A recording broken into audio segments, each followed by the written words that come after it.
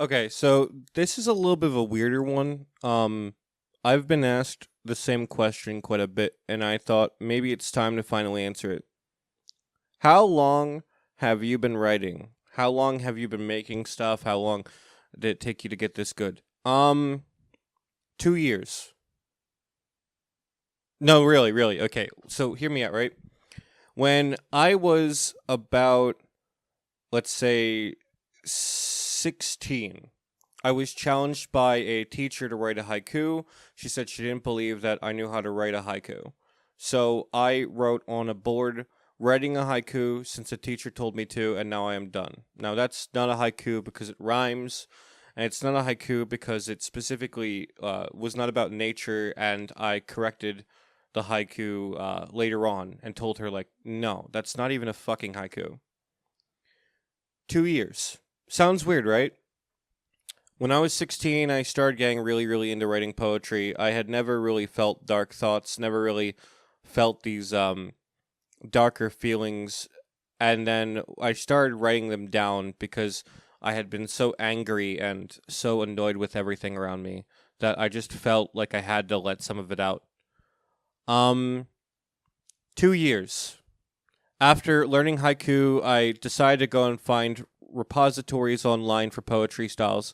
There were a few. A lot of them were blogs, but I ended up landing on Shadow Poetry because they at least had some examples. So even if their description of a poetry style was just fucking wrong, it was easy to listen to it and then kind of get an idea of what you were supposed to do, what needed to be fixed to make it the actual style.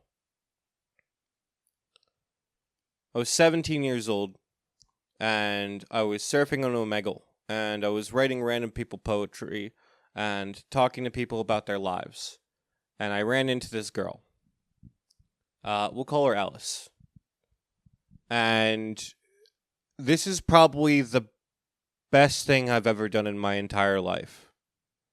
And I'll explain why. So, Alice and I started talking. She didn't have a father, and we started conversing all the time. So, I was 17, she was 15. And we started talking every day about dreams that we had. I said I wanted to be an English teacher, and I very, very specifically said that that was my aspiration. That was my goal in life, was to become an English teacher. I started writing a lot of things and sending them to her, and she really, really liked it. For a while, most of my writings were written just for me, but now I was writing something for my first ever fan. Every day I would send her something that I wrote, if I wrote anything, and I would ask her, do you like it? And she would quote back my own words to me, her favorites, and every single day I would hear what her favorite pieces were.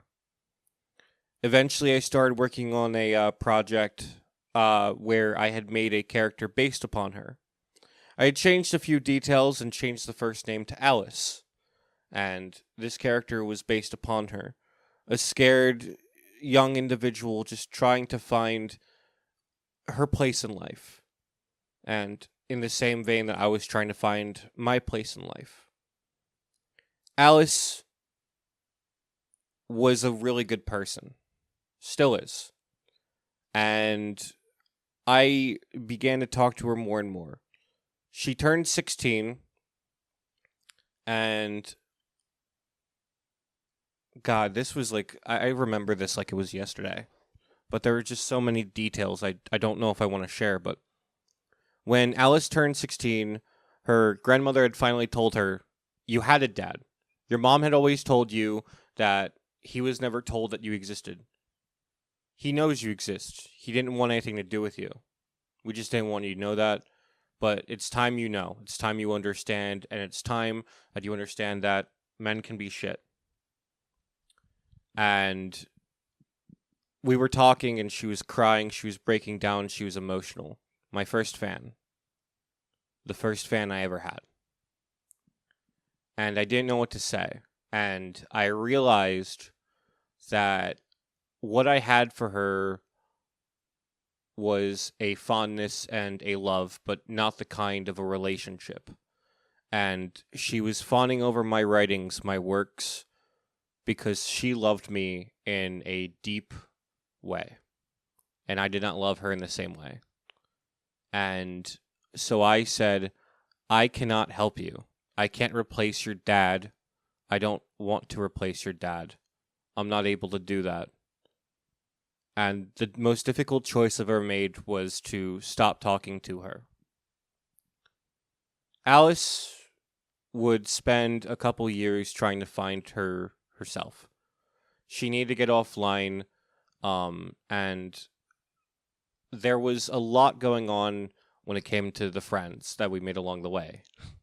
We both had different people that we talked to. She had people in real life, I had people in real life. I stopped being online as much. In that time, I stopped writing as much. I stopped really connecting with people online, really doing a lot. Really stopped sharing my work. 2 years. By the time I was 18, I had burnt myself out of writing. The only time I'd write is if I wanted to do like a comedy show or something like that. But in 2 years, I taught myself about 30 different poetry styles, most of which I forgot. I remembered 13 when I came back to it this year, and I'm reteaching myself all the ones I used to like. 2 years. After about 12 years, during that time, I had at one point published a book. I won't say where or what, but it was in my state, about my state. It's a history of certain things in my state, because I really give a shit about history of different places. And it was just some stuff that I did because I wanted to help out with a museum's society for preservation in my area. And that was it.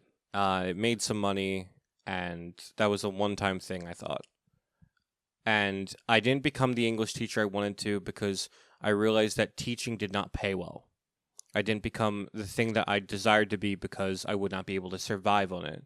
I would not be able to pay the student loans, and I might not even be guaranteed the opportunity to become an English teacher. I might not even be able to teach people the poetry that I wanted to, or teach people the way that I wanted to. I would never be able to do the things I wanted to do, the things I sought out to do, the things I truly desired to do in life. And so when Alice and I stopped talking, I just didn't feel like writing anymore. From writing about 2,000 words a day and sending her maybe 80 of those, because most of them were not good, to writing messages to people, the length of the writings I used to do, things changed. I lost that fire and that passion and that drive, and I've never really fully recovered it. 10 years later, I contacted Alice out of the blue. I was deleting my Facebook accounts. I didn't tell her what I was doing. I just told her I'm getting rid of social media, but I wanted to keep in touch with her through text. So we text, and she doesn't know about my YouTube. She knows, she just learned last night. I said, hey, you know I have a YouTube, right? She said, no, I didn't know you had a YouTube. I didn't know you were still writing. I said, it's complicated. I stopped writing a while ago, but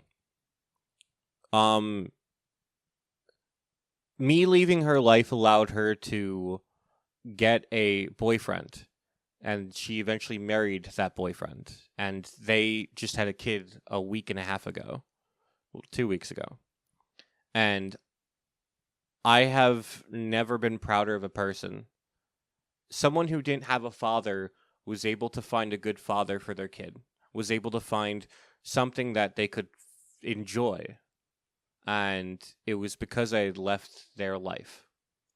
So the proudest moment in my entire life is that I really had a fan who I really admired and liked as a friend, and I had to leave their life so that they could stop having my baggage in it.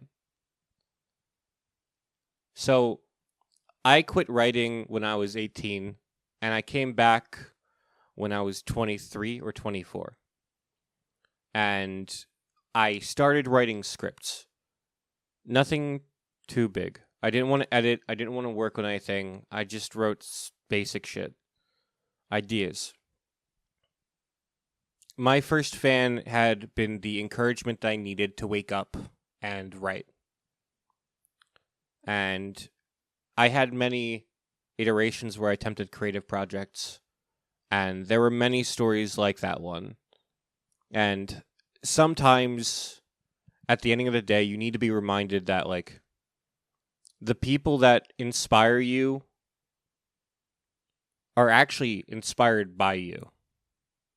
The people that you meet on a daily basis that you just say, hey, that stuff is really good. It's inspiring. My text with Alex is a whole other story I'm not getting into. My texts with Alice in particular were always more about my work and her enjoying my work and her loving my work. And it had become clear that she had caught feelings for me. But for me, I loved her like I would love a younger sister. She was like the sister that I always wanted. And I've never been more proud of a person than I am of her. And she doesn't have a dad to say that shit to her. But she has an older brother somewhere out there that is very proud of the amount that she's accomplished while having so many disadvantages in life and being so vulnerable and so alone. And I wanted to say, like, you don't realize it, but just saying, I love this, I enjoy this, that can wake someone up every day to make the kind of content that they want to make. And it can inspire them to realize their full potential. And sometimes without you in their life, even though they have the skills, they have the talent, they have the ideas, they have the ambition, they have the drive, none of that fucking matters. It's all empty. But having one person in that room say, hey, you're doing a good fucking job, makes it worth it. There's going to be a stream next Wednesday. Let me check the date for this. This is the 19th. My stream is going to be about poetry. I'm going to write about something that I give a shit about. I'm going to take that record. We're doing it this time. We're doing it, guys. But if this finishes successfully, I intend to send her the first copy. And it's going to be a gift, mainly so that she knows that it wouldn't have been possible without her at the start. And it's going to be my gift to her as a new mother. And I'm very proud of her. Her boyfriend's great too, actually. I'm not going to lie. The first thing I did after I heard that they got married was I changed her name on my phone to her new name. And I was very proud of her, and I told her that I was very happy that she was succeeding and she was doing the things she wanted to do. She never thought she'd be desired. She never thought that she'd be wanted. She just wanted to talk to someone and emotionally get to know them. And I am so thankful to have met her. And even though she has no fucking idea about my creative pursuits anymore, mainly because she knows my name, I am always thankful. And every time that I write something, I ask myself, would this be something that I would have sent to Alice when I was 18? Would this be good enough to impress that person? And every time I've ever written anything down, that's what I always ask myself. That girl that I was talking to on Skype years ago, would I show that to her? Every single time. And that is my motivation to write. That is my proudest moment, when I decided to leave so that someone else could have a better life. And then came back when I was doing better, after making it clear that she was one of the best things that I ever had happen in my life. She was one of my favorite people ever, and I am filled with nothing but pride. So Wednesday, when I am writing all of those poems, that's what I've got in my mind. That's it's all so that the first person who ever read anything of mine, the first person who ever enjoyed my work, maybe they can enjoy it with a new generation, because we're not the same generation that we used to be. And I hope that anyone who listens to this whatsoever just enjoyed the story. It's not a sob story. It's one that I'm very proud of. I almost teared up a few times. I didn't script any of this. I've told this story to no one. This is the first time anyone's going to hear this story. And when I deleted my Facebook, the first thing I did was I said, I would love to have you around in some capacity. Limited. I don't want to have a relationship with you. I don't want to do anything weird. I just want to get to know you, what you've become, and who you are now. And every time I've talked to her, I've become more and more proud of her and what she's accomplished in her life. And I talk to a lot of people who used to watch my content and don't know about this stuff. And every time I do, I am proud of who they are, and I'm proud of what they have accomplished. It's not easy to grow up, and it's not easy to try and figure out what you're doing with your life. And it's never easy when you want to make something at the end of the day and you have no one listening or paying attention. So you try and find someone, but they all leave. A lot of you guys have been with me by my side this entire time, and I am very grateful. And I never forget you guys. Every time I get a positive comment, I never forget that. I ride that high, and I will always enjoy it. I don't care if I'm a small channel. I don't care if I make little content. I don't give a shit about any of that. I enjoy what I do, and I enjoy that you guys participate with me. And I wanted to say thank you so much to everyone who's been by my side. And I just want to say we're going to have a fun time. We're going to have a fun year. All right. Guys, make sure you stay positive. You are always the best. Truly.